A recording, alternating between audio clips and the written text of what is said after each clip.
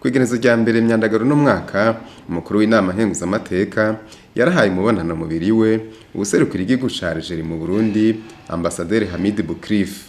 Inyuma y'uwo mubonano umuvugizi w'umukuru w'inama nkenguzamateka Gabi Bugaga yamenyesheje ko uwo mushitsi yari yaje kwimenyekanisha yongera ashikiriza ko baganiriye hanini ibijanye no gufashanya hagati y'ivyo bihugu vyombi. Mu byo bavuganye hanini byari bihagaze bwa mbere kumenyana kwimyekanisha kubera amazikirwa gito, hanyuma ica kabiri kwari karakaje kwa nyiteka kwerekana ibintu bikomakomeye hanini ico gihugu ca Algeria cyo dufashamwo.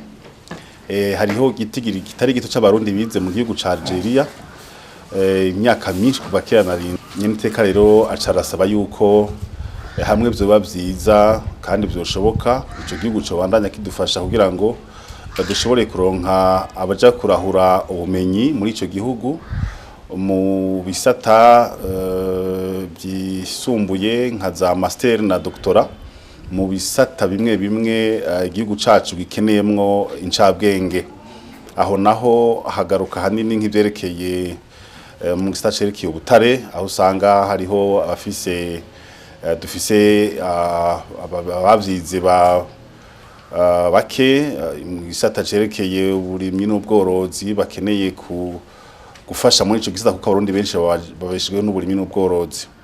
Ivyo rero yayimushikirije yongera kandi aranamusaba yuko dukeneye ko igihugu c'u Burundi kizamwo abanyamitahe kuko leta y'u Burundi ndetse n'amahinguzamateka baremeza amabwiriza n'amategeko yororeza abanyamitahe bava hanze.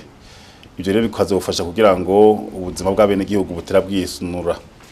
Uwo nawe akaba yavyemeye kandi agiye kubishira mu ngiro biciye mu nzego zibijeje muri ico gihugu.